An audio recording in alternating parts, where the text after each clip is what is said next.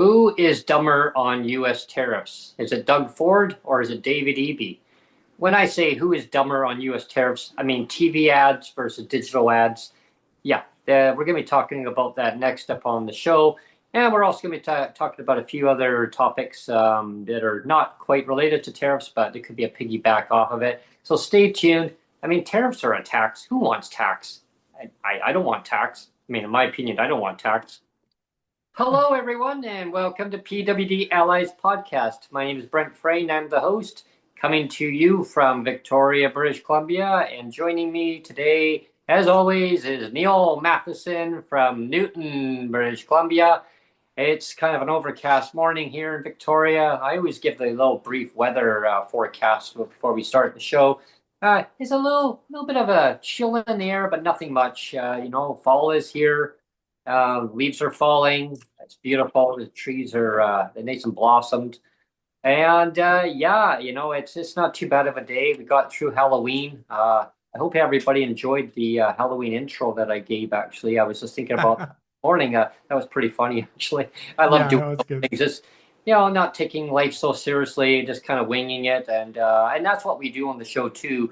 But we also talk about very serious topics that do come up in different aspects of our lives that affects our lives directly or indirectly, but it may affect other people in our lives that are around us. And that's why we have other allies who come on to our show and give Yeah. their perspective of how things affect their lives of people around them, or maybe for them directly too. And I mean, like that's why we're talking today about tariffs. Well, Yeah. let's just say, I mean, we weren't going to mention it, but let's mention it that Dan Trays Mhm. was going to be on, and the reason why he was going to be on is because our first topic today is about U.S. tariffs, Mhm. and we wanted to get Dan's opinion about how Doug Ford handled the whole tariff thing Yeah. in Ontario and Toronto. I mean, Mhm. because we all know that Doug put out his own attack ads, Mhm. and they didn't go over very well. So Yeah. part of the show today, we wanted to talk about that, Mhm. and we wanted to have somebody from Toronto talk about, you know, uh, Doug Ford's bad behavior in sending out attack ads. And I mean, let's also put a price tag on it. Um, it was $75 million to put out this attack ad. Yeah. It Not chunk, was it chunk it was change it there. was it was sent out only to a US audience. Hmm. So $75 million, and it was pulled in less than a week. Hmm. So it's like about $11 million a day, Hmm. $11 million a day of an attack ad, and then it was pulled after 7 days. So basically $75 million up in smoke for Doug Ford to just thump his chest, you Hmm. know, and say, oh, you know, elbows up, Canada, elbows up, Yeah, yeah. you And know. the amazing part about it is there's billions of people around the world watching these ads, and it was right in the middle of a baseball game, right? I mean, different days in a row, and pushback. There was Congress people in the U.S. saying like, "What's going on here? Like, why is this ad getting aired out here?" Uh, and when I heard $75 million, I thought, wow, like Yeah. that money could be going to helping people in the province, Well, Ontario. let's, I mean, we're all about sharing differing opinions here, and Mhm. let's allow a differing opinion. We have Peter Cunnington in chat, and he says that it actually was a good commercial. So in his opinion, he's Mhm. okay with it. And that's fine. To be Mhm. different from my opinion is fine. I look at it and go, well, that's just somebody thumping his chest, and it's a complete waste of $75 million. Mhm. Like that's my opinion. Now, if other people have a different opinion, that's fine. I Mhm. mean, we can all I sit here and agree or disagree yeah. whether Donald Trump is his own brand of stupid as well, I or remember or not. But yeah, I I mean, remember that's the ad. beside. The ad was. I mean, it was a very effective ad, but $75 million. I guess the Yeah. part that really it grinds at me is when people are suffering in poverty or they're having trouble in so many aspects in life of just getting the wrapping around the affordability issue, and then you see a premier popping out a video, and I thought, well, is there any accountability to this? Well, then I find out that the prime minister knew. The Prime Minister Yeah. of Canada knew that it was And happening. he said his opinion was not to run it, right? Yeah, yeah, That's what he told the cameras anyway. yeah, I yeah, mean, who knows if that's true or not? But yeah. he said that he told Doug Ford you probably shouldn't run those, Hmm. and Doug Ford did. I mean, assuming that what the Prime Minister said was accurate and true, Yeah, yeah. which One never knows. maybe not. But anyway, Well, that's yeah. what Carney said was, oh, Well, yeah. I told him not to run them. Well, Carney, yeah, yeah, the same guy. He's like says elbows up, Canada, and then oh no, elbows out, elbows down now, and elbows up, elbows Yeah. down. But he was the same guy that says that he was the most effective person to deal with Donald Trump on tariffs and the UMCA agreement, right?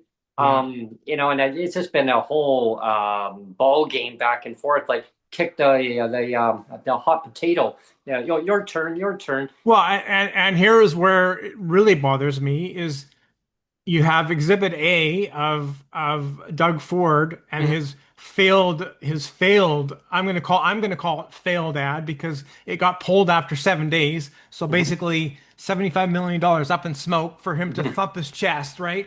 And so I'm going to call it a failed ad campaign. And even with that failed ad campaign, which apparently, like I said, the prime minister did not endorse, even knowing that, Mhm. now we have David Eby here in BC Yeah. saying, I'm going to copy exactly what Doug Ford did because I think it's a brilliant idea to thump your chest and Mhm. waste millions of dollars. And let's remind everybody that David Eby is always the one saying now that BC is broke. Yeah, they say you have no We money. have no money. Yeah. We have Meanwhile, no they money, want to but pump he's going out to an spend his ad. own $75 million on a stupid campaign that's going to get pulled after like 2 or 3 days Well, yeah, David Eby, to the thump his premier, chest too. yeah, the premier of British Columbia said he's going to put an ad out. He's still going to go ahead, even though he Yeah. knows that Doug Ford basically pulled the ad, and because I mean the pushback on it. But David Eby's going to go ahead. He's going to run it something a little bit different though. He's going to run an ad though, but he's going to run it as a digital ad. Oh wow. Yeah, a digital ad. I'm sure that's way less expensive, Brent. I'm Oh, sure. I wonder what kind of deal he got. Certainly digital ads aren't very expensive, are they? Oh no, no, not at all. They wouldn't approach anywhere near $75 million, would they? Well, I mean, I would hope not because he says that the government's broke. That's why they couldn't give people with disabilities rate increases for 4 years. But I mean, but wait a minute, he wasn't even pretty Yeah. then. Yeah, yeah, they Yeah. surplus, but yeah, yeah, and then they ran through the surplus and make it into a major deficit, and yeah, and but yeah, taxes. Nobody needs taxes. I'm gonna play a little clip for everybody, just a kind of an overview of About the tariffs? yeah about the Yeah. tariff. Okay, let's go ahead with that. Yeah. All right, so I'm going to put it to video. If you can see it, great. If not, the audio is going to be there for you. And Yeah. okay, so here we go. The person that's solely responsible for negotiations to Okay. inform us. Oh, here we go. Back here closer to home, where there are questions about whether the Team Canada approach pitched by federal and provincial leaders could be breaking down. CTV's Jeremy Sharon has more on the revelations of a disagreement over whether to run that anti-tariff ad that ultimately ended trade talks with the U.S. Speaking to reporters in Asia for the last time before returning to Ottawa, the first questions Prime Minister Mark Carney faced were about his conversation with Ontario Premier Doug Ford about this anti-tariff ad that has halted trade negotiations with the U.S. Since you're the person that's solely responsible for negotiations, did you inform Mr. Ford that this is something that you do not want to go forward with? Yes. That? Well, you saw what came of it. The Premier has previously defended running the ad, calling it a success. But Ford's office did not respond to a request for comment today. Does this show that there is division within Team Canada, that the premiers don't trust you to negotiate? I think there is, well, the individuals can speak for themselves, and they're practiced in speaking themselves, and they will speak for themselves. There are other premiers who have different view in terms of the utility of those ads. It's clear that these ads are working. Manitoba's Wampcanoe supported Premier Ford's ad in a social media video, while BC's David Eby says he plans to go ahead with his own anti-tariff ad expected to run this month. Who's in charge is the question, fundamentally. Scott Reid, CTV News political commentator and former advisor to Prime Minister Paul Martin, believes there is tension between the different levels of government that should be resolved. And there very well could be a problem, because you now have premiers saying, we're going to take steps that clearly, demonstrably, can have a measurable impact on Canada-U.S. relations. But the premiers and the people in their provinces have different priorities. A new Nanos research survey for CTV News shows Canadians are split on how to prioritize support for industries impacted by U.S. tariffs.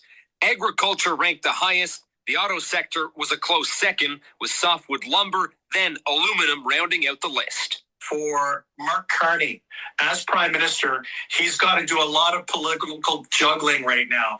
Now, questions about Canada's united front come as President Trump says talks won't resume, as today new tariffs on medium and heavy-duty trucks and truck parts came into effect. Jeremy Sherrill, CTV News, Ottawa. Wow. Yeah, and so that's where I say that the ad was a failure, because it was pulled, it was taken down. And again, so that's my opinion. Peter's got a different opinion, and that's fine. We can disagree on that. That's no problem. But in my opinion, it was not an effective ad because it was pulled. So it was $75 million wasted. $11 million a day to thump your chest at Trump and say, how dare you? It's not effective politics, in my opinion. In my opinion, I'm going to play another one for our viewers. It was from Premier David Eby. Okay, this will be good. This will be good. All right. And moments like these where you have a choice. Okay, so here we go. Okay. It's moments like these where you have a choice. You can surrender and give up, or you can stand up. And for British Columbia, we're going to stand up. We're going to respond to tariffs. And keep in mind, this is not a fight that we wanted. It's not a fight that we picked. And in fact, we think this is going to hurt Americans as badly as it does Canadians. But we're going to stand up. We're going to support federal efforts to respond with targeted tariffs to make sure that the Americans understand that we will not surrender. The federal budget is just around the corner. Yeah. So when I hear David Eby say that, the one huge thing I have against that comment was that when David Eby says it's not a fight that we picked, maybe that's true to a large extent, but it's a fight that David Eby and others want to continually egg on because it's politically expedient for him to do so. Right. It's like political fuel for him. Like he loves that because it's like, well, I get to show that I'm the strong man, standing up to Trump, look at me thumping my chest at Trump, Mr. David Eby, Superman, super premier, give me a break. Give me a break. Like it's not about, that we didn't pick this fight. It's that David Eby is willingly extending the fight on purpose because it's politically looks good for him to say, oh, look at me, It's all about look at me. Like I'm an egomaniac. Look at me. Well, when it comes to it's just like tariffs, so it bugs me. I look at it as they want to, each premier wants to stand up for their own province, and I get that. What I think is like egging on a president, when it comes to the tariffs. Yeah, I mean, it's nobody's going to win at the end, egging on each other. I always find like they should be working together more effectively, because at the end, taxes, or I mean, well, the president of the United States, he loves the word tariffs. I mean, I've heard the word tariffs. I mean, even when I was a kid, I heard the word tariffs. I mean, when even taking the old Greyhound, right? When you take the Greyhound and there was a tariff, It was actually a tariff fee. And I remember that. Yeah. And it was a bus driver who told me that. I said, "What is a tariff?" He goes, "It's a tax. It's a tax." Well, why do they call it tariff? Oh, it's just a fancy name, right? It's just a fancy name, but it's a tax. And speaking of that, there's a clip I want you everybody to hear. It's the show of clips. It's the show of clips. This one's from a senator in the United States. Oh, okay. Yeah, that's a good one, actually. Go ahead. Yeah, I'm going to play this one. So here we go. And it's just a few minutes long. And okay, here we go. Here's my point. I don't want to be at war with Canada. I don't want to have a trade war with Canada. I want us to continue to be friends. I made this suggestion to the new Prime Minister of Canada the other day, Prime Minister Carney. I'm going to make it again. And I hope this time you'll take it more seriously. Remember, if you want to be taken seriously, you have to act seriously. If you want respect, you have to act respectfully. Prime Minister Carney, you say that President Trump is not a fair trader. And I understand your point of view. I don't agree with you, but I understand your point of view. You've got to stand up for your people. If Prime Minister Carney, if you believe in free trade, then here's what you do. Make this offer today. Offer to go to zero tariffs in Canada on American goods. No tariffs. None. Zero. Zilch. Nada. And challenge America to remove all of our tariffs on Canada. So the people of Canada can sell their goods to Americans without a tariff.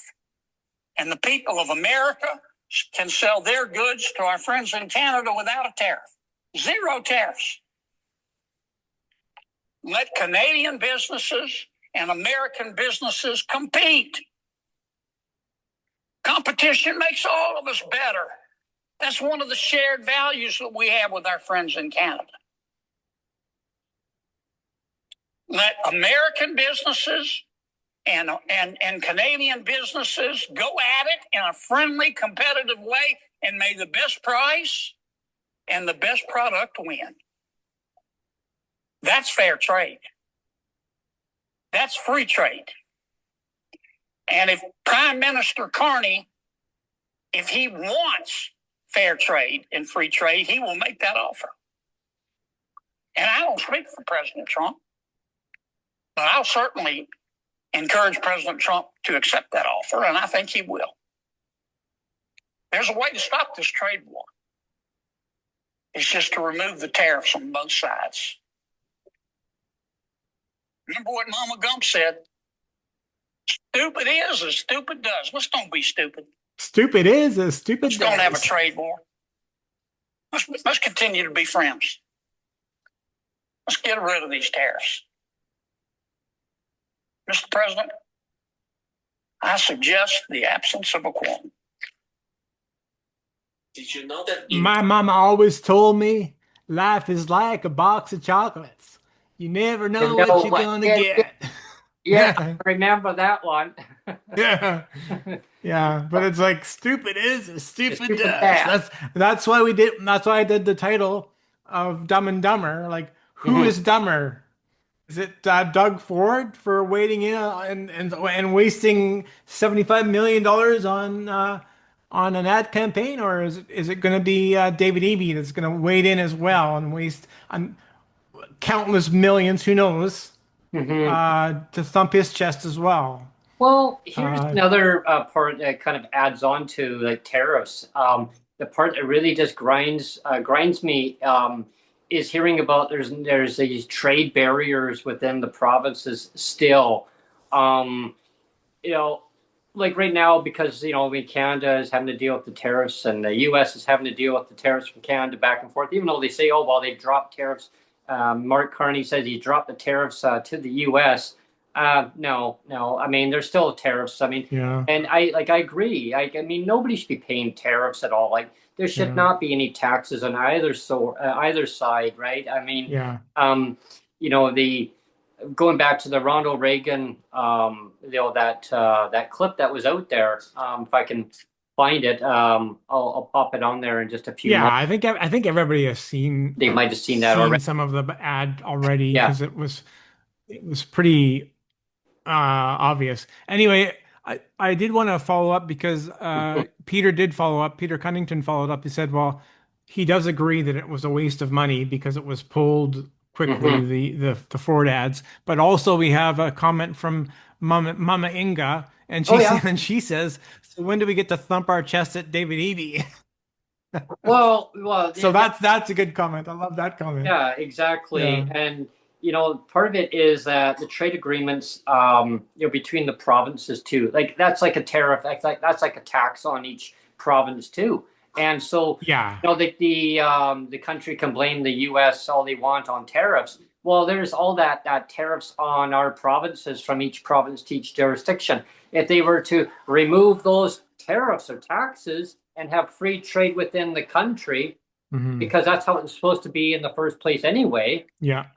Because there was something in an article I was just reading yesterday, and was from our of course our opposition leader for the BC Conservative Party, was complaining that there was a trucking company that's from BC that couldn't get a permit before 4:00 p.m. because the office closed between Manitoba and Saskatchewan. I heard about that. Yeah. And no, of course, it's more about political points, right? He's trying to score these. Yeah. Well, at the same time, that's between Manitoba and Saskatchewan. Sure, it's a BC trucking company. He's now blaming David Eby on that. I mean, and I'm not trying to defend David Eby on that topic, but this comes down to Manitoba and Saskatchewan, that border getting a permit.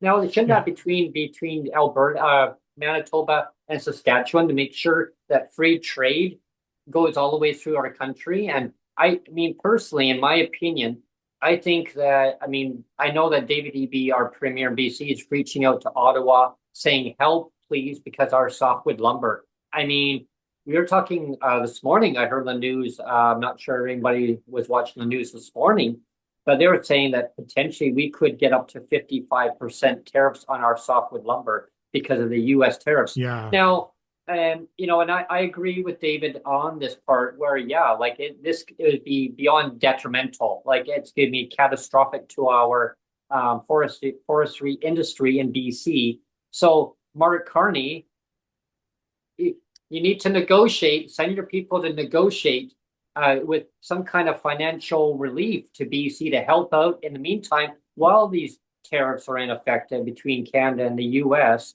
And salvage some of these jobs. I mean, jobs are what creates to stimulates our economy, right? Yeah, but in the meantime, it just looks like a bunch of children in a sandbox, throwing sand at each other. And Yeah, it's just that's exactly it. Yeah. And nothing's going to get resolved by not working with the provinces. They can say, well, they can reach out to us. Well, yeah, I mean, they're reaching out because they're frustrated because they're saying they're going to throw attack ads because of the tariffs. If you want to be an effective politician and actually do something, stop throwing sand in the sandbox, and do what that Senator Kennedy said in his speech, is like, just drop all the tariffs and like let's be grown-ups. Let's be grown-ups and let free trade actually be free trade.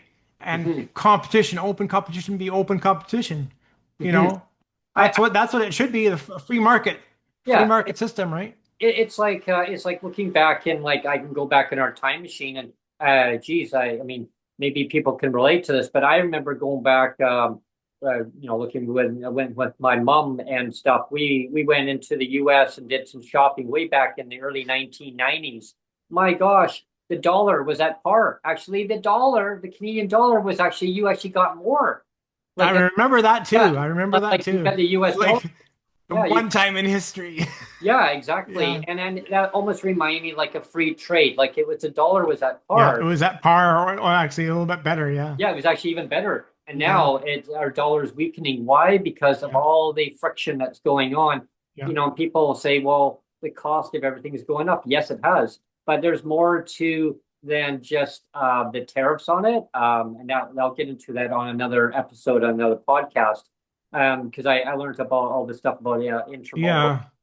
stuff, right? Well, let's transition now. We've spent a good 25 minutes on this, and I want to transition to a another topic that actually wasn't really referenced on the thumbnail or anywhere, but it's a big deal, and it's the Cowichan land title Oh, yeah. court case. Yeah. And you know, definitely in BC here, it's a huge deal. Yeah. And there's other people in Canada that are starting to feel it too now, because there's a new case now in Quebec where it's another thing. There's I forget which First Nations tribe it is, but there's another land claim that's in front of the Supreme Court there in Quebec. Mm-hmm. And it's just a real mess. And before we get into the whole discussion, though, I did, you know, because just earlier, you know, Peter Cunnington made a comment about, well, why doesn't EB just focus on housing, right? And so and again, I don't want to go down the whole rabbit hole and have this whole thing degrade into about housing, but I just wanted to make the point that you know, when David Eby was Attorney General, one of the first things he did was, remember that no fault insurance? Right. Yes. That you know, everybody's the victim, and that if you know, if you were in a car and I was in a car and you T-boned me, and you T-boned me on purpose, it's still my fault. Yeah. So that my insurance has to pay for it. My insurance has to pay for the accident that you caused. My insurance still has to pay for it. So my insurance premiums go up. That's what no fault insurance is. And then like here in the building of that I'm in, like I'm strata president in this building, and you know, we've had a couple of claims. Like there was somebody on the third floor where their hot water tank blew, and they knew for sure that their hot water tank was going to blow, because I mean it was in such bad condition. So they knew it was going to blow big time, because it was, we know for a fact now that it was already leaking. It was already was known to have been leaking. So these owners up on the third floor, they hid that information, and then then it leaked down to the other suite, and guess what? The other suite had to pick up the bill. So again, their insurance picks it up because it's no fault insurance. Right. Everybody's the victim. No fault insurance. And so that is a wonderful, stupid idea, courtesy of David Eby. I'll give you a good example of, kind of put that into context. It's like when a kid in a elementary classroom, you know, causes a disturbance, or even in high school, you cause a disturbance. Guess what? Everyone in the class, even though you weren't involved in it, you all have to exactly. Class. Perfect example, Brent. Yeah, that's what, you know, that always bothered me. I said, that's not fair. I have to go home. I have to have a school bus. Everybody's the victim. Everybody's the victim. So let's pretend. Again, we know that David Eby was a lawyer in his past life, before he became you know, any kind of minister or attorney general or premier. He was a lawyer. So let's pretend that we are in a court right now. And I'm a lawyer too, and I'm submitting evidence. So that no fault insurance, I enter that into evidence as exhibit 1 of stupidity, of a stupid idea brought forward by David Eby. No fault insurance, exhibit number 1. Exhibit number 2 was his whole BC builds. Remember, he said BC builds. I'm gonna build a shitload of affordable housing. Affordable for who? Yeah, let's remind everybody how affordable those affordable housing. what was the average rents for those affordable housings, Brent? Well, you'd have to be making at least $80,000-$90,000 in order to rent a place, and that's affordable for somebody that's very high income earners. They're called median income earners, and median rents. And I find a lot of corporate landlords are now actually charging that, or that's a requirement. That's not an option where they're saying you need to be making no less than $60,000 to $70,000. I mean, I found a place in Langley before we had to move out to Victoria, before we were forced to move out because we couldn't find anywhere to rent. And some other private individual owners of buildings, they said, "What? This is nonsense. That's wrong." I go, "Well, it's happening." I said, "Media's not on top of the story. Nobody." So anyway, sorry to cut you off, but David Eby, before he became premier, he was Minister of Housing. And as Minister of Housing, his brilliant idea was to build all this affordable housing. And affordable housing, according to him, is $3,500 to $4,000 per month. Yeah. That's affordable housing in his definition. And let's remind everybody what actual affordable housing definition is supposed to be.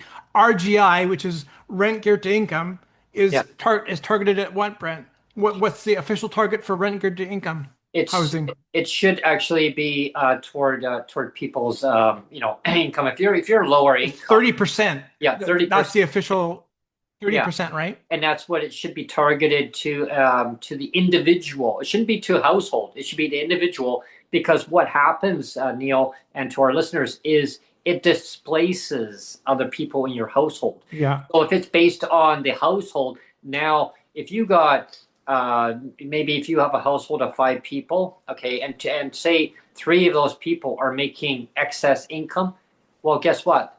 The rest of the people in the household, you got to dispose of those people in your household in order to bring down the actual household income to a level that the government sets. The government, it's not the people. The government sets a threshold.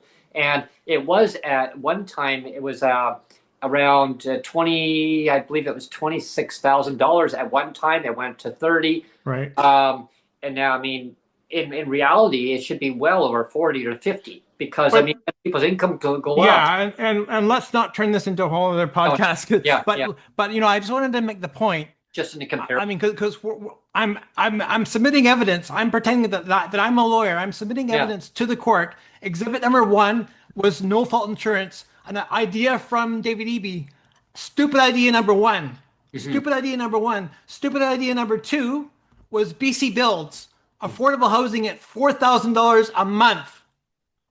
That was his definition of affordable. Stupid idea number 3 was to make safe supply and legalize drug possession. Stupid idea number 3. No, here's number 4, rent bank. Okay, rent bank is another.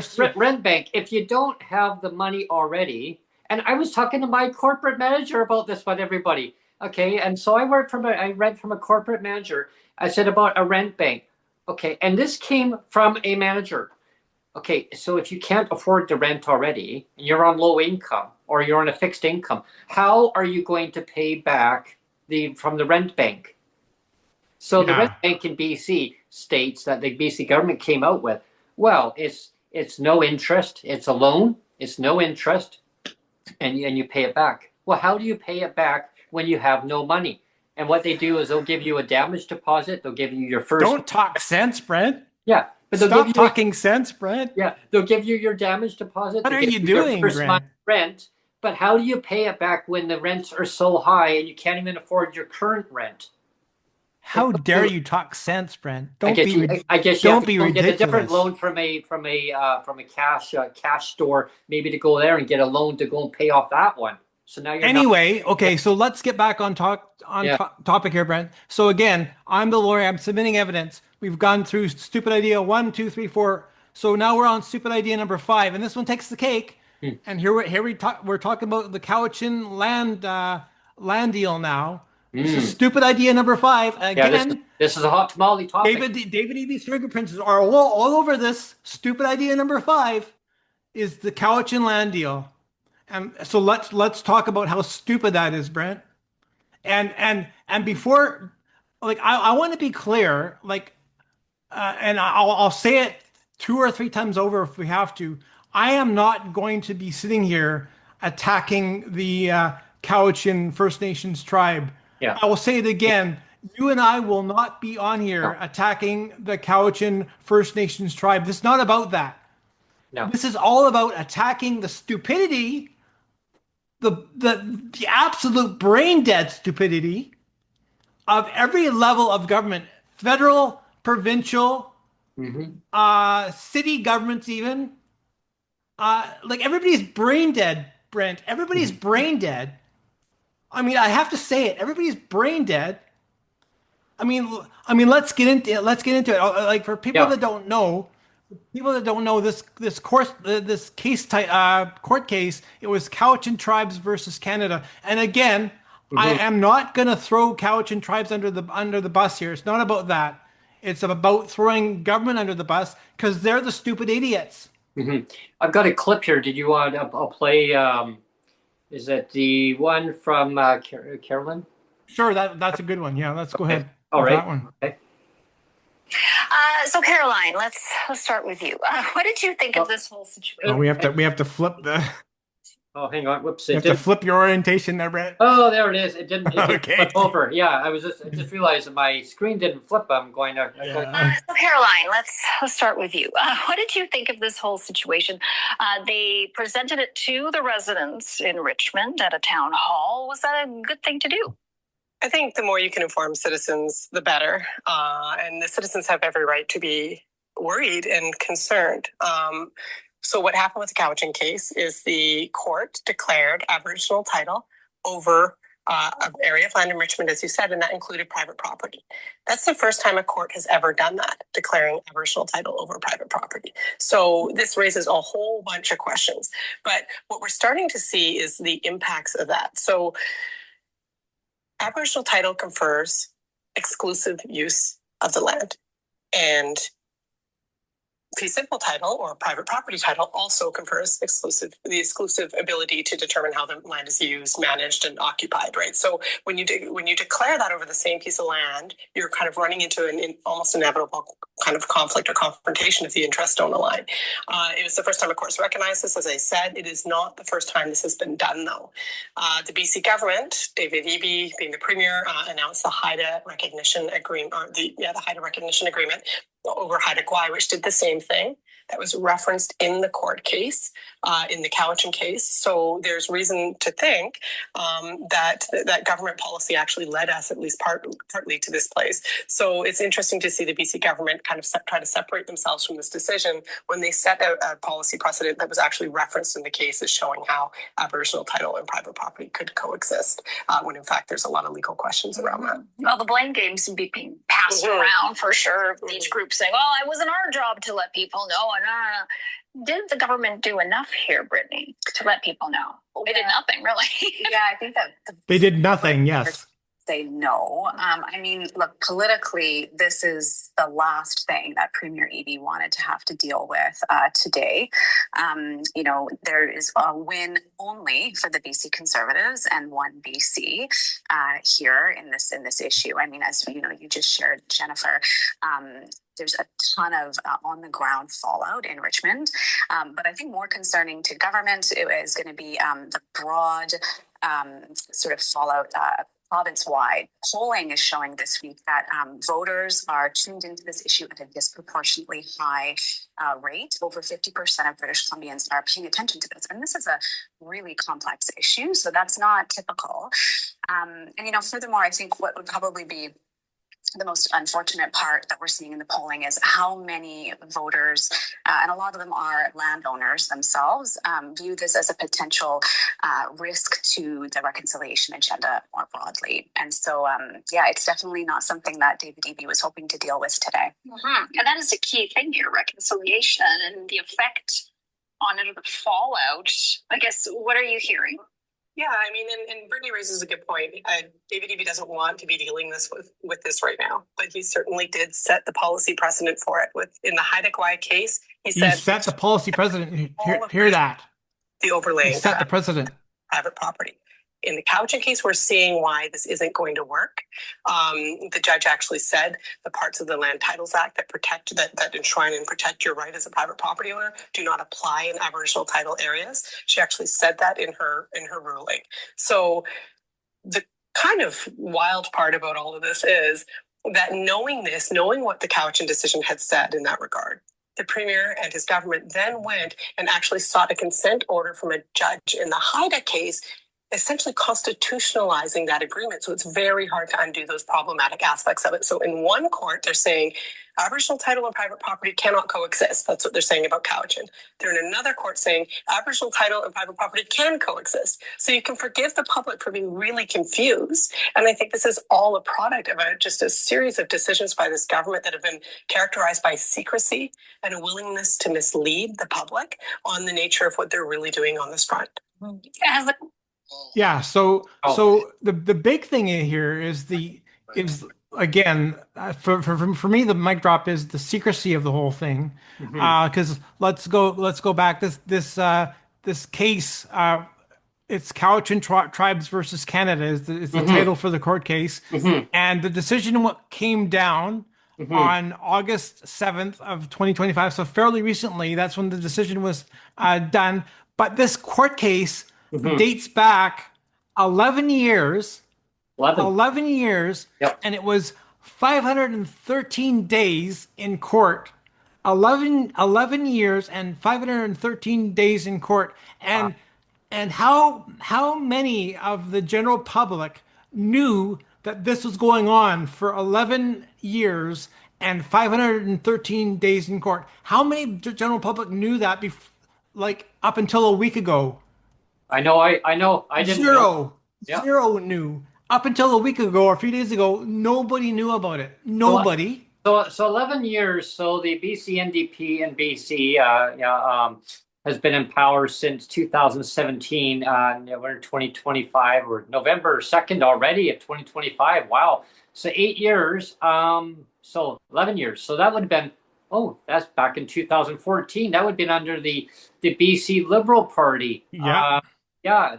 So 11 years. So it fell under the BC Liberal. And Rustad, which ministry did John Rustad control at that time, Brent? I believe John Rustad, who is now the leader of the BC Conservative Party, was the minister for Aboriginal relations. Yes. And that would have been in 2014. That'd be under the Chris Clark government. Yeah. So there's egg on everybody's faces. But here's the big thing, though. All the way from the 2014 all the way up to current date, no government has communicated with the public to let them know what was going on. But here's the latest news that came out this morning from our good friend Rob Shaw, who's been on the podcast. We love him. We love him. Yeah, we love you, Rob. We love you, Rob. You put up a great article from the Orca, and the headline from what Rob Shaw wrote on the headline here, I'm not going to read the whole article. It says, property owners in Richmond affected by the Cowichan Nation title ruling. It says now begins to unite to appeal. So they're going to appeal their property taxes and land values amidst the new uncertainty. Imagine thinking that the property owners, okay, this is just within Richmond. I could see just within Richmond province.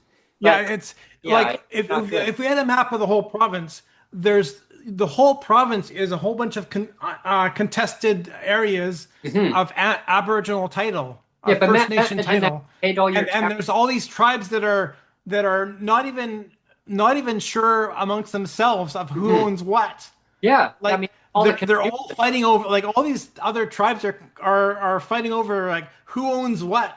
Yeah, and then some of them saying I don't. Some of them are saying I don't even want to. This happened like 150 years ago. And again, I'll have to say this 4 or 5 times over. Like, this is not about throwing Cowichan tribes under the bus. Not at all. I am only throwing government under the bus. Yeah. It's just so much uncertainty. Like, for me, I've learned over time, it's like, don't, taking like two governments together at once. Well, you were in government 16 years ago. Yeah. Well, you're in government now. It's like the now. It's communicating. It's communicating, letting people know what is going along the way. With no Yeah. communication, this is what happens. Now you got uncertainty.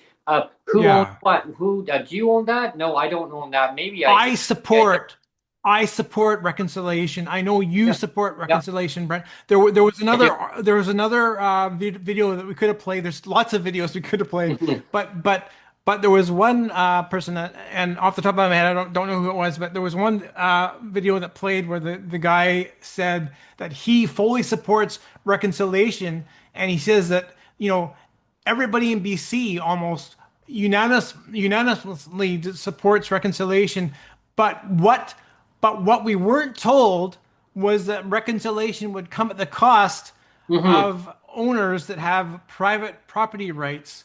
And so let's get to the crux of the issue here, Brent, is that you know, the private property rights, that's called fee simple. Okay. Fee simple property rights. That's what it is. And fee simple rights means the exclusive rights. I think I found it here. I think I found it right here. Oh, did you? Okay. All right. So I think this is it. In South Richmond. Okay. So this is not probably exactly the same person, but it's just a little bit of a background what's going on here. Sure. Yeah. Hey, hang on. Sorry. Me bad. Sorry about that, folks. Number 6 Road in South Richmond. Alone for sale. Properties. That's part of the Cowichan Nation land. Okay. Yeah, that's a different video, Brent, but that's fine. Okay, hang on. That's my screen's not flipping over here for some reason. That's fine. Alone for sale sign in front of one of the properties that's part of the Cowichan Nation land claim. Begs the question, if they got a buyer, would the deal proceed as usual? A canvass of the neighborhood Friday revealed some residents were confused about the status of their properties following this summer's court case and a recent letter from their mayor. 88-year-old Paul Wojtowicz told us he didn't know if he could now sell his house without the First Nations approval. I would have no idea if it's legitimate, if I can do it on my own or not. That's the very big question right there. I said we're going to have the same decorum. Do we have to shut it down? That was Richmond Mayor Malcolm Brodie at his recent information session. Shut it down! And shut it down! Ended. The confab was meant to provide clarity on the issue. But that, plus a blizzard of conventional and social media, doesn't appear to have helped much. But Friday, our question to the Ministry of Attorney General got this response. There is no change to property sale procedures. It is important that people continue to be And able do you to believe that, Brent? I don't. And access I don't. as they wrote. The courts remain an option for First Nations. Global News reached out to the Cowichan Nation Friday to get their understanding of whether property sales in the claimed area will proceed as in the past. But we didn't hear back in time for this story.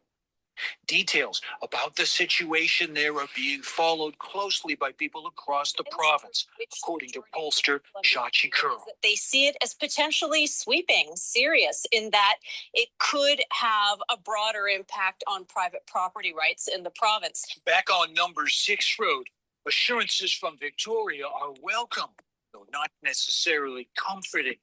Middle of the night. It's not a good feeling at all in the morning to think you could lose your house here or become worthless. In Richmond, Paul Johnson, Global News. So again, Brent, the crux of the issue, and again, like, I'm a guy that fully supports reconciliation. I think most people in the province do. But again, nobody was told the actual truth of the price of reconciliation, according to this government, was you might have to give up your private property rights, right? Right. Nobody was told the truth of that. Yeah. So the crux of the issue is now with this legal decision that went down on August 7th, according to the Supreme Court of BC, is that according to the ruling, is that you have fee simple private property owner rights. Yeah. And that's exclusive rights, right? Exclusive rights. You can do whatever you want. That's exclusive. Independent rights, right? And then you have Aboriginal rights, which is also an exclusive thing. And the ruling says that those two can coexist. You can have one thing that says you can be exclusive, the private property fee simple over here, and then you have Aboriginal over here, and somehow they can coexist together. Two completely separate, polar opposite things can coexist at the same time. And we all know legally it's an impossibility, right? Yeah. You can't have one thing that's mutually exclusive over here and another thing that's mutually exclusive over here. They can't coexist. You can They can't have one thing without the other. You can't. And like I always talk about pink unicorns, Brent. Yeah, one behind me. And this is a classic pink unicorn because, like I always say, with the clawbacks is let's call a guaranteed income supplement of a pension. Like that's what a pension is, right? It's a guaranteed income supplement, which is, if it's guaranteed, it means you can't claw it back. Yep. But let's take a guaranteed income supplement and claw it back, so that it's like you're taking an income and saying that the income can be both. You can make it both, like a thing that you don't claw back, and also a thing that you do claw back. Yeah. You know what I mean? So now you have the pink unicorn with the land title too. You have Aboriginal rights that are exclusive to the Aboriginal or First Nation. So that's its own exclusive thing that's separate. Then you have private property rights, totally separate and exclusive rights. And the court case said that they can coexist. And we all know that that's absolutely legally impossible. That's what you call a classic pink unicorn, Brent. And remember when we had Dan Davies on the show? It was the last time he was on the show. So he's not been on the show for a while. But Dan Davies used to be a MLA for the BC Liberals. And remember, I did a whole show on Schrodinger's cat, and the whole idea of there's a dead cat in the box. Yeah. But you don't know if it's there's a cat in a box, and you don't know it's hidden away in the box, and you don't know if it's alive or dead. Right. Until you open the box, you don't know if it's alive or dead. And surprise. So it can be both. Because you don't know if it's alive or dead, it can be both. And that's the stupidity of a pink unicorn. So right now you've got the land title thing. Well, let's make it both. Yeah, but here's the another problem with that whole situation is the uncertainty. Even if the Premier of British Columbia convinces the provincial government to do a stay of proceedings when it comes to land title for the Aboriginal land, right? So if the provincial government says, okay, we're going to tell the provincial court, let's do a stay. And so what happens here, folks, is that when it becomes a stay, that it becomes very idle. So nobody really knows what to do. So now the court has to study it. And now they have to now try to debate it. And it can go all the way. Like, it means it's going to get caught in court proceedings for years and years. It can then get pushed up to the Canadian Supreme Court of Canada.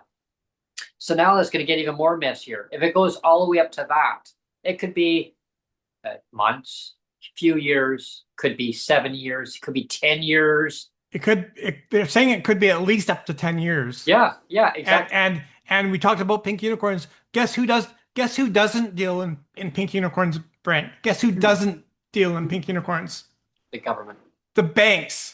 The banks don't deal in pink unicorns. Well, I mean, the government doesn't like to deal with pink unicorns because they're overrun by unicorns. Well, the government's overrun by unicorns. Well, but the banks don't deal with unicorns because the banks are all concerned about money. Yeah. Well, and so if there's I mean, if there's no certainty on who owns the land title, Guess what? Guess what the banks do, Brent? Yeah. They can foreclose on basically on the property too. So I mean, we talk about the economic drivers of a province. It could be any province in Canada, but here in BC, like maybe some of the big economic drivers of BC here in BC are there's oil, there's mining, and way in third place is forestry. Way in third place is forestry. But over and above that, what's the number one industry in BC, Brent? Real estate. Yep. Real estate is and far and away the highest. It's almost $3 trillion. Private property rights here in BC almost accounts for $3 trillion. And now it could be put in jeopardy. And now it can be effectively put to zero. So all of government spending, the vast majority of it is paid by what, Brent? Property taxes. $3 trillion, $3 trillion worth of property values are paying property tax. And now nobody even knows if they frickin' own anything. And now the banks don't know who owns what. Well, now it goes back to that same article that Rob Shaw wrote for the Orca. It's saying now that these property owners are maybe now looking into are they going to be able to maybe not pay their property taxes, right? So that's just what about other communities? And I mean, I live in the capital region in Victoria, so how do I know that the land that we're on, right? That the property management company owns, who they think they own it. Yeah. If they don't Surprise! What if they don't own it? What if they decide they want to sell it? Maybe they can't sell it. And again, the general public was deliberately left in the dark for 11 years. Yeah, I didn't know. 11 years in the dark, and it was 513 days in court for just this one Cowichan ruling. And again, there's 204 tribes here in BC. So take 204 tribes here in BC and multiply that across all of Canada. I don't know how many tribes there are in Canada. I mean, especially in different ridings. I mean, that's in Richmond riding. What about in Surrey? I mean, there's all communities all the way across. And again, like, I am not going to sit here and say I'm going to throw Cowichan under the bus. It's not about that. I am throwing the government under the bus for deliberately keeping the they public should be communicating and letting the public know what's been going on for 11 years. I mean, and so what's the end result of this, Brent? The end result is that David Eby, together with Nikki Sharma, who is now the Attorney General, they have both collectively put an atomic bomb on all negotiations on this reconciliation. They basically put an atomic bomb on the whole thing and blew the whole thing up. And maybe now Canada itself will cease to exist. Like, that's how serious it is now. Is that, like, the banks are unaware of who owns what? Well, like, it's really confusing. Like, I'm a private property owner, Brent, because I own this place. I'm one of the lucky ones that actually owns his own place. But maybe now I don't. Maybe now I don't, Brent. I was just gonna say. I mean, what happens if you find out that you don't own it? I've put bare minimum. I've put like well over $200,000 into this place, at least, like bare minimum. Probably like I've lived here for like 20 years now, and I probably put in a good $250,000 of my hard-earned money into this place. And now, maybe months down the road, who knows? They're going to say, well, gee, Neil, you put $250,000 in this place, but you actually don't own anything. Sorry about that. Your property value just went down to zero, and now the bank is going to say you don't own it. So too bad. You're going to have to foreclose. Oh my gosh! Too bad, Neil. I never thought about that. Yeah, that's because and again, this isn't about shitting all over like First Nations. It's not about. I'm going to shit all over. I'm going to shit all over government. Yeah. I'm going to shit all over government because like what? How did I start? How did I start this whole thing, transition into this whole thing? I started out by saying that David Eby is an idiot, and I gave 5 examples, and the Cowichan was the last 5th example. But there's been like there's 4 other examples where David Eby was an idiot, starting with the whole, like I said, no fault insurance, stupid decision. That was stupid decision number one. Stupid decision number two was to have like I said, the BC Builds thing of affordable housing, $4,000. Stupid.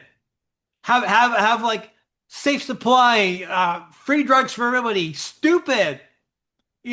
No rat poison so the rat population takes over the whole frickin' province. Stupid. Oh, speaking of that, we had our pest control company come by the other day, and yeah, guess what they were coming into our building for again? More rats. Yeah, he said there Yeah. was they have a rat. They have well, he said there was mice, but he also was again, and he told me that there has been some reports of some rats in the building. I went, oh, great, Yeah. great. And he goes, once they're in the building, it's very difficult to get them out. Like, I mean, we're at the end of the hour here, Brent, and I know I'm gonna lose it. I'm gonna lose it now. No, I know. But the whole wrap up of this whole thing is how long do our governments, our stupid governments, make asinine decisions that don't involve the general public for 11 years and 513 days in court, and the public don't know. I don't know as a landowner, and they basically say F you to all, to everybody that lives here. F you to everybody. Like we don't care. We don't care. Like I care about reconciliation. I want that, but I don't want to know that I don't own my place now.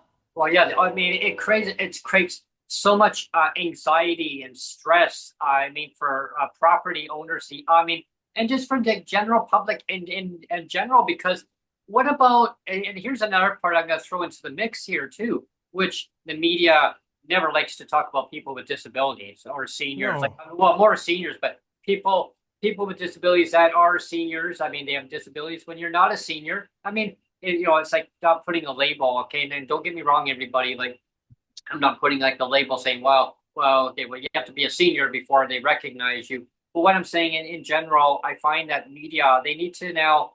It's okay to talk to people with lived experience stories, with people with disabilities. I mean, they used to do this.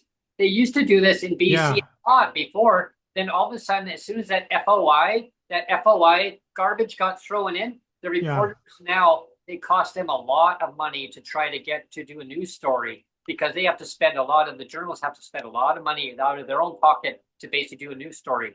So here's the thing, is that what are the property owners in Richmond and around in BC and other communities that are, say, on First Nation land, right? Or maybe it's not their land. I don't know. Like, and again, we're not picking a fight here. Is what I'm saying is that there's so much uncertainty now. Yeah. But let's look at Richmond, just for instance, since that's where it's starting, and it's going to be a ripple effect for sure.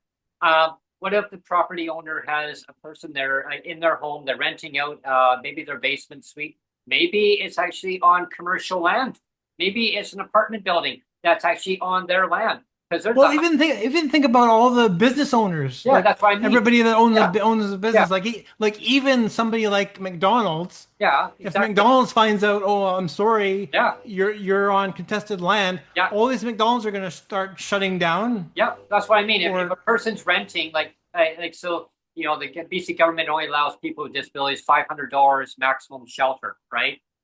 You can't rent anywhere in BC. You can't rent anywhere in Canada for $500. You can't rent anywhere I don't think anywhere in the Yeah. world for $500. Yeah. So the fact is that what happens now is that the owner now, they said, your home's worth nothing. You can't sell it. You can't get nothing. What Yeah. happens to that tenant now who can't find anywhere in market housing to rent? What, now they're going to be on the street homeless? And like, let's wrap this up, Brent. Yeah. Like, my closing comment is, why am I on the hook, and why are you on the hook, and why is everybody, all BC people that live in this province, everybody in BC that lives here, why are we all on the hook for our governments being stupid? They're being deliberately stupid, deliberately on purpose being stupid, saying this, like I said, exclusive Aboriginal rights and exclusive private property fee simple rights can coexist? Well, that's No, they can't. It's a pink unicorn. that's why a bunch of Don't people. stop being stupid. Yeah. Why did you hide all this bullshit Yeah, for 11 years. for 11 years? And no 513 communication. days in court. You hid Yeah. all this bullshit from everybody else on purpose because you're idiots. And all the You're tax, all idiots. all the tax dollars money being wasted in court proceedings, and it's not Yeah. cheap. You know, and now And like I said, now they've effectively blown up. They've blown Bullshit. up all negotiations, all like I said, like First Nations reconciliation. It's all gone to shit now. Yeah, It's because it's like mark my words. It's all gone to shit now. Yeah, And who's to blame, Brent? Who's to blame? Primarily, who's to blame now?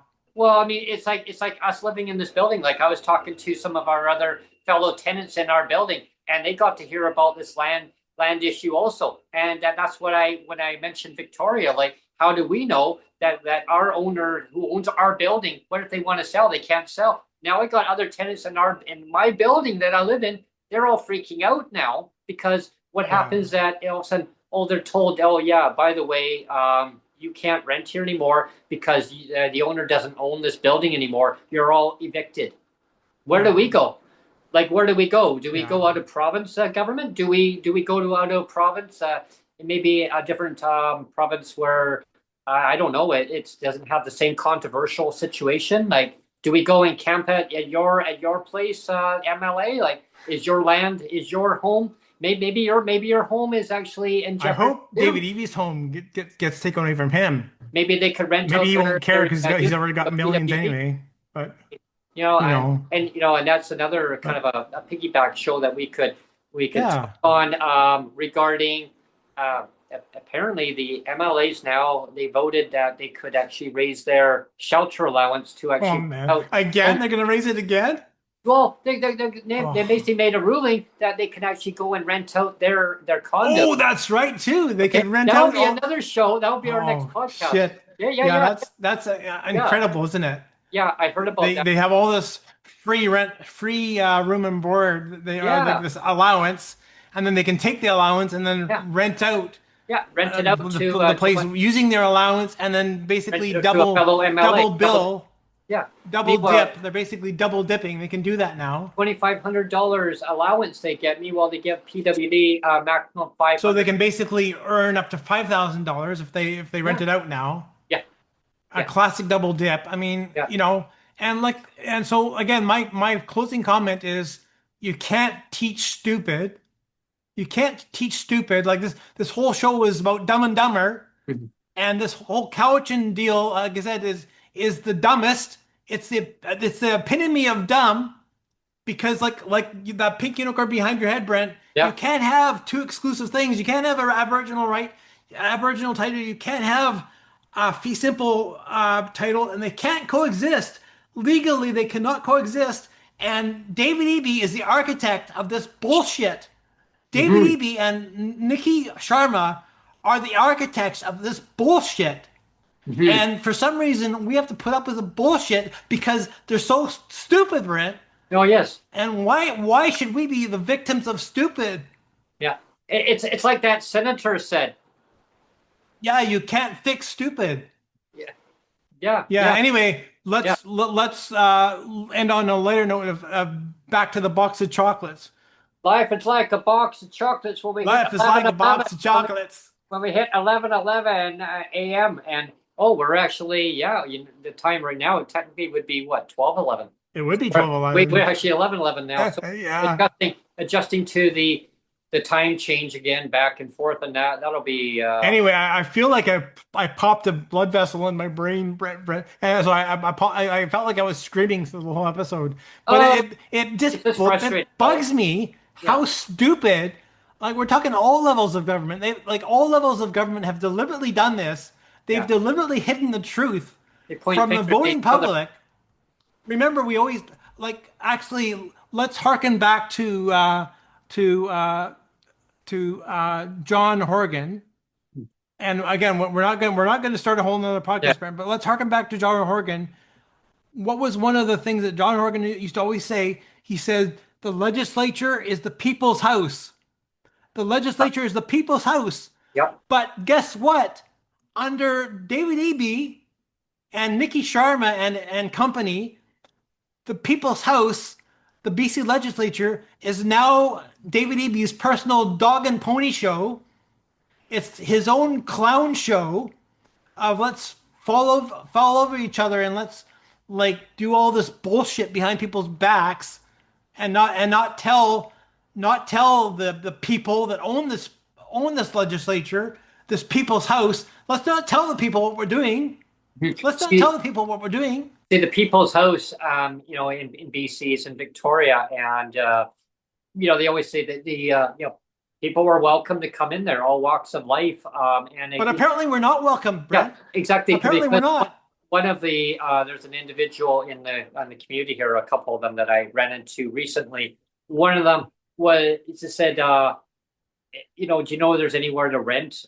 He was living in a tent, and I said, yeah, you know, you could find affordable housing. I mean, when I say truly affordable based on your income, I said rent geared to income. He goes, no, long waiting list. I can't get in. He says, I've been on there for many years. And he says, oh, I'm just camping out in my tent. And then I keep getting pushed on by the city because I can't you know, camp out somewhere. And then people in the community get mad. Oh, you can't be camping here and there. Where do I go? I go downtown. Oh, no, they do. He said they call it a street sweep.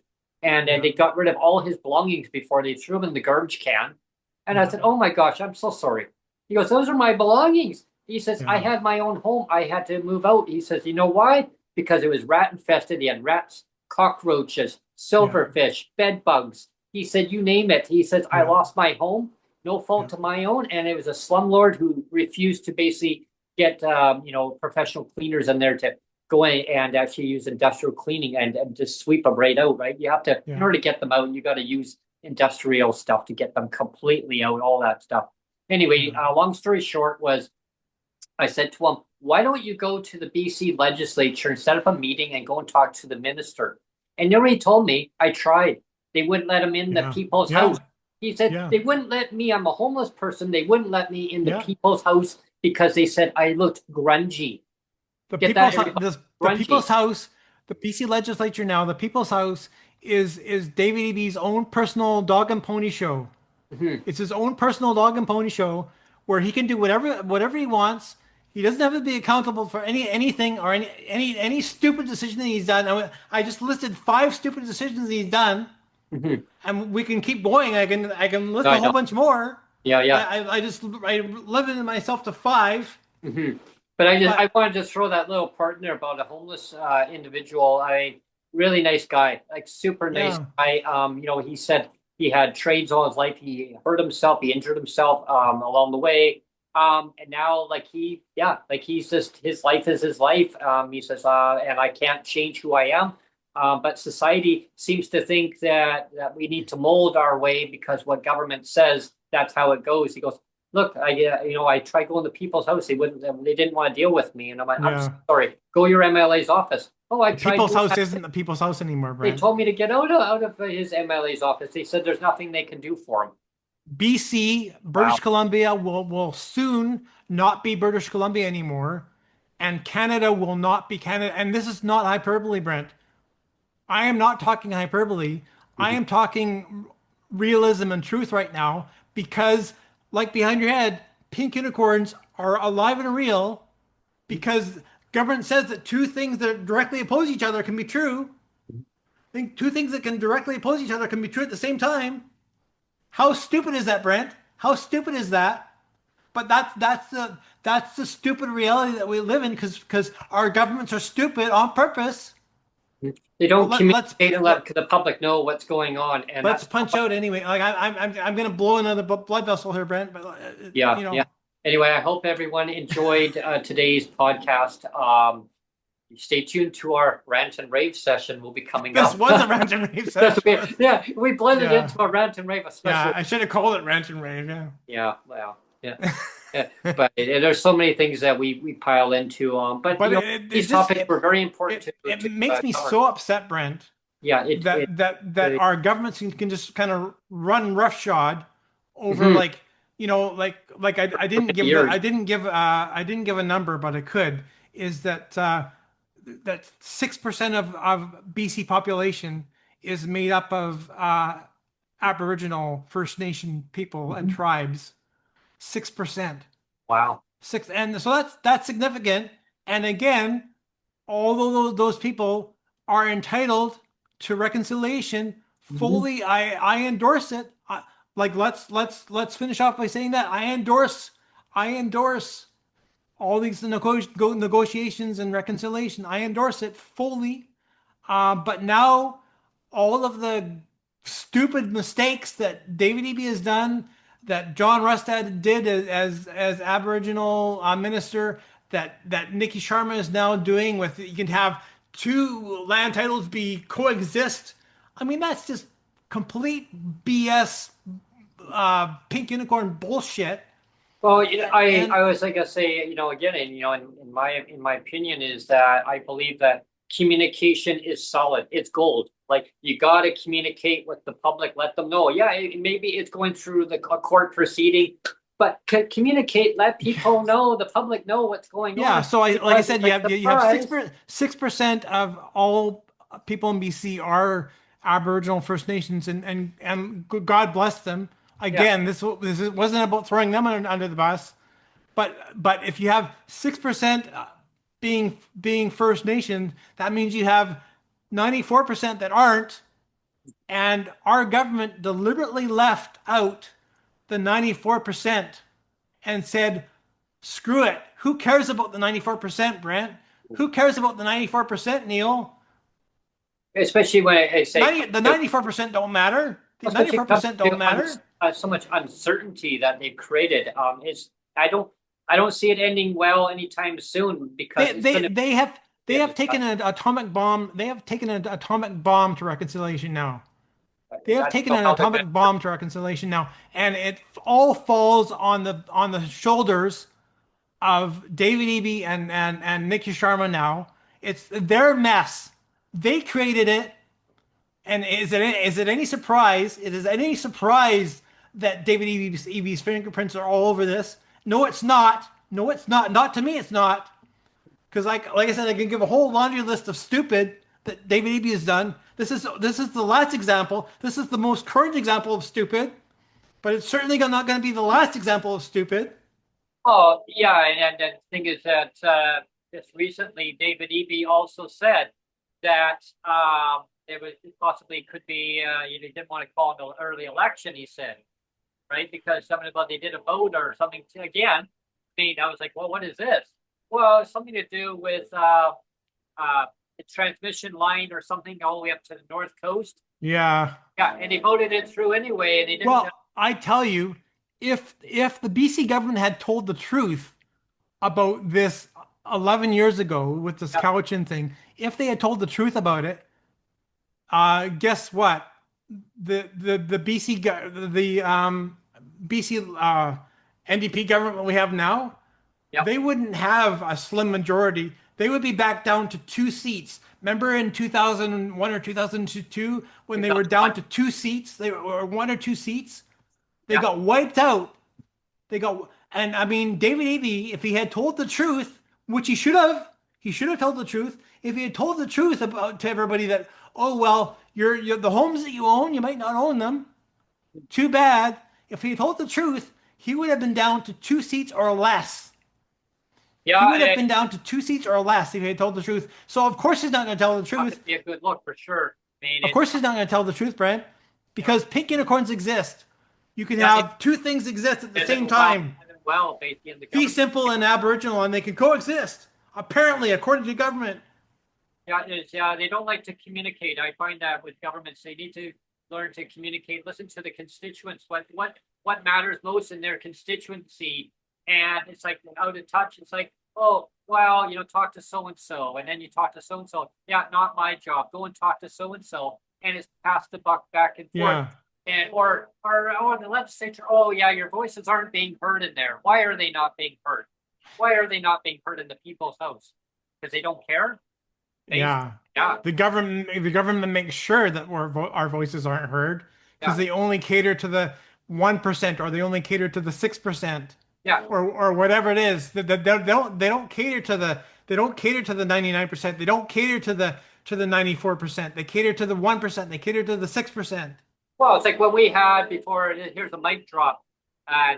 When we had a rally for persons with disabilities in the province of British Columbia in front of the BC legislature before the House rose for the summer session ending.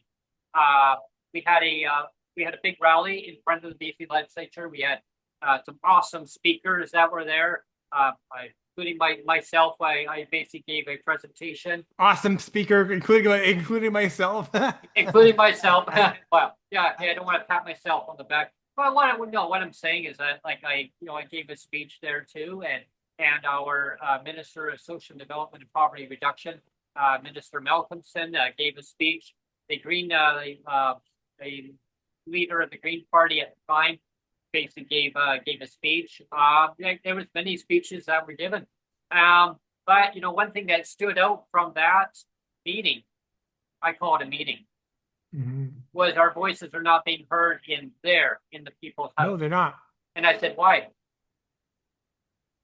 Well, that again, that kind of goes back. It's deliberately done. It's deliberately done. And that kind of goes back to, like, as a mic drop, and I use it as a parallel. I was talking to one of my neighbors the other day who watches our podcasts all the time, and I explained that part, and he says, really? He says, yeah, I remember that when you had that rally in front of the BC legislature. So your voices aren't being heard.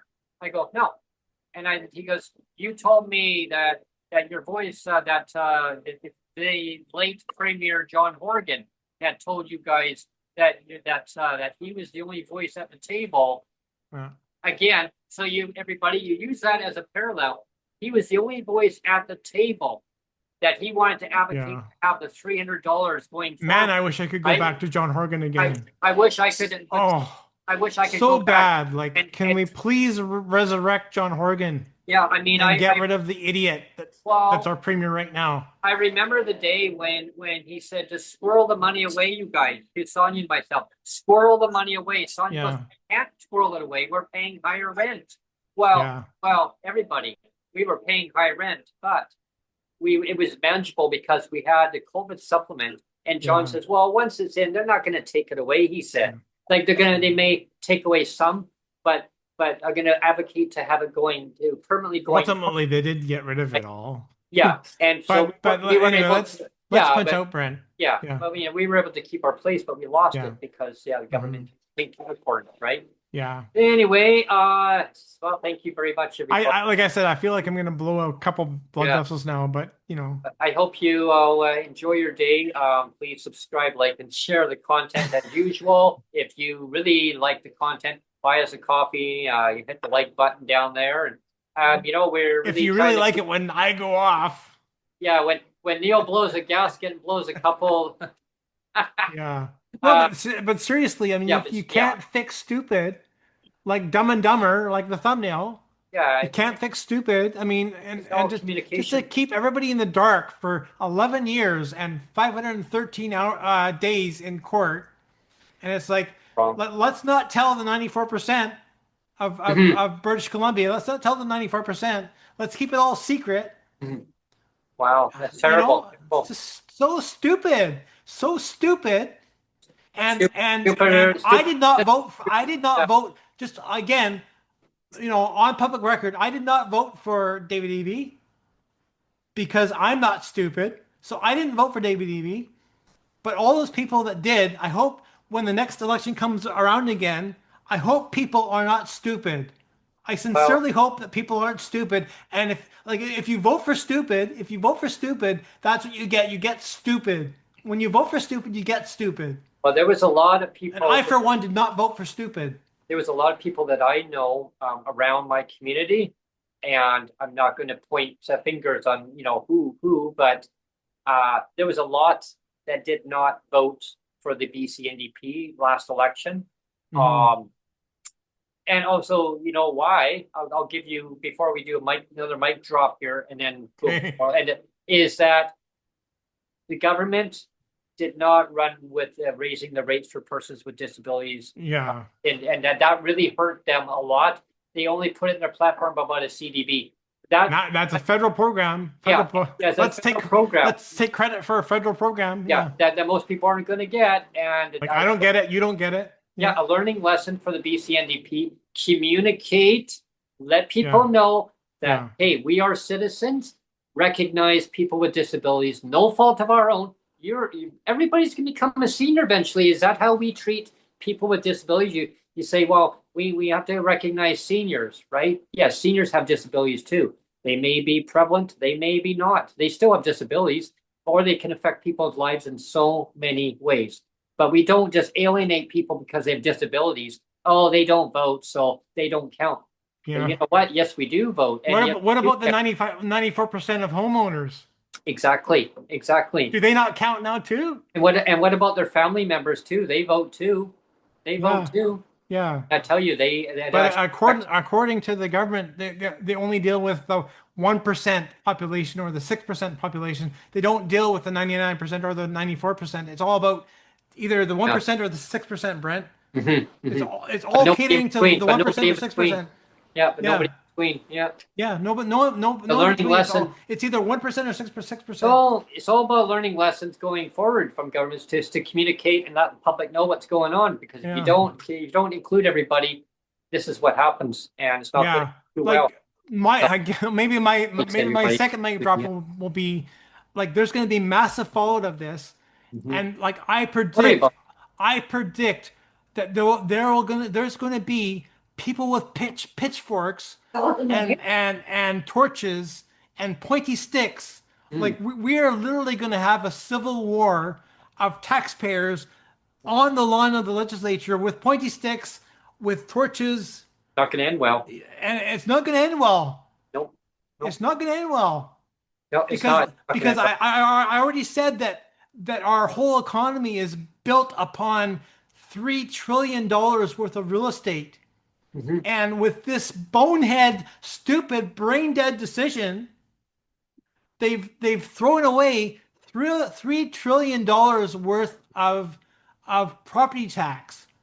Yeah, and they say, "Oh well, we don't need $3 trillion worth of but now property the tax." are basically saying they're actually looking at ways of not paying their property tax. They're probably going to want to get reimbursed for all their property taxes too. How much is that going to cost? Now they're going to take the government to court on that. That's going to cost us more money, and then they're going to say, government says, "Oh well, we're broke. We got no money." Well, but anyway, we're going to spiral into another. Anyway, we're almost at an hour and a half right now, so we got to get out of here before it's an hour. Hope you enjoyed our rant and rave extended session for today. I didn't know how today was going to go, but I told Brent that I'm already in a pissed off mode anyway, and I could get up. Maybe I'll leave that for another episode. Yeah. But I was already ticked off for a whole other reason. Because I was attacked today by somebody else. As a council member, I'm on council, started council, like I said, and somebody attacked me, and maybe I'll say it. Somebody said that your disability, Neil, is not everybody else's problem. Your disability, Neil, is not everybody else's problem. I mean, how fucking stupid is that?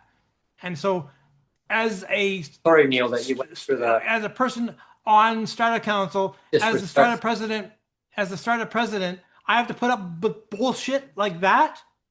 That somebody says my disability is not anybody else's problem. Yeah, it's abuse. That's abuse. So if I went off today, that's why, because I was already egged on today by somebody else's bullshit. So this is probably like an epic bullshit show of like me going off.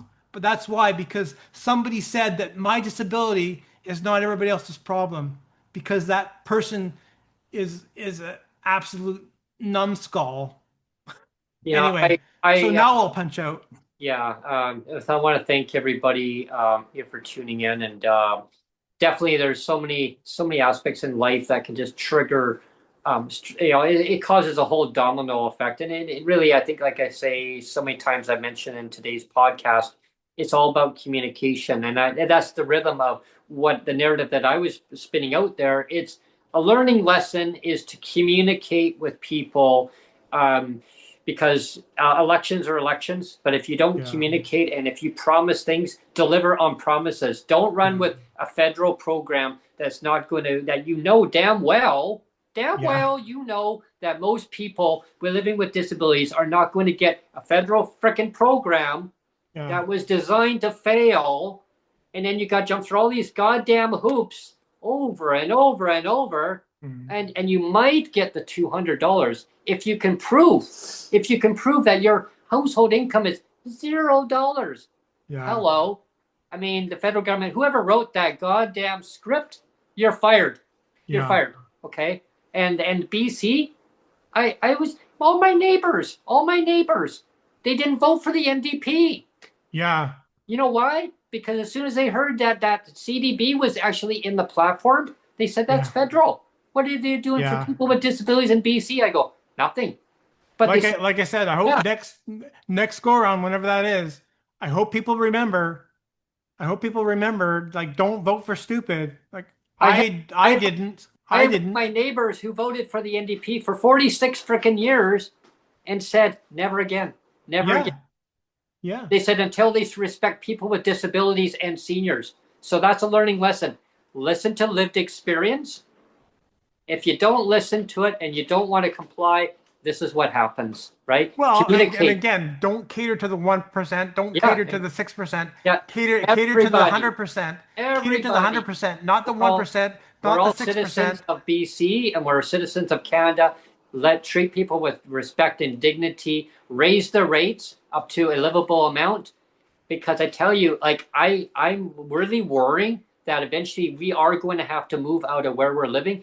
And I get reminded again, like we looked at another place, but we want it, but we can't afford to have it.